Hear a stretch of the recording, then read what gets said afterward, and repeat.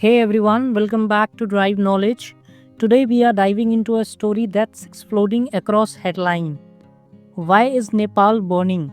If you have seen the viral videos and posts, you know it's not about literal fires. Though wildfires have been issue earlier this year, no, right now as of September, Nepal is in flames metaphorically, gripped by massive protests that have turned deadly. We are talking about Gen Z led uprisings, government crackdown, and a fight over freedom and corruption. Stick around us as I break it down step by step the cause, the chaos, and what it means for the future. If you're new here, hit the subscribe button and let's get into it. So let's start with the trigger.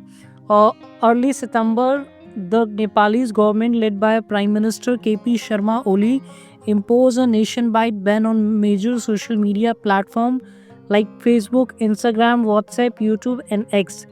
The official reason to ensure accountability and bring the digital space under legal oversight. But critics call it straight up censorship, aimed at silencing dissent amid rising corruption scandals. This isn't happening in the vacuum. Nepal's been simmering with frustration over government corruption, economic woes, and lack of transparency. Youth, especially Gen Z, have been using social media to expose these issues. Think leaked documents, viral videos of graft, and calls for accountability. Banning these platforms, it's like the pouring gasoline on a fire.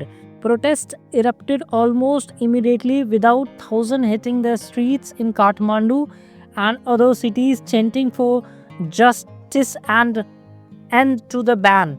Things turned ugly fast on September 8, that's today in our timeline. Police in Kathmandu opened fire on demonstrators outside parliament. Reports say at least 17 to 19 people were killed with over 250 injured. These weren't just any protesters, many were young students, some even in a school uniform demanding an end to corruption and the social media blackout. Eyewitness described scene of chaos, tear gas, rubber bullets, and live rounds. Hospitals are overwhelmed, ambulances are scarce, and the streets are littered with the wounded.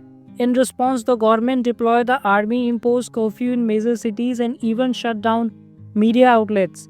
Nepal Home Minister Ramesh Lekhak resigned amid the backlash. But is that enough? Protesters say no.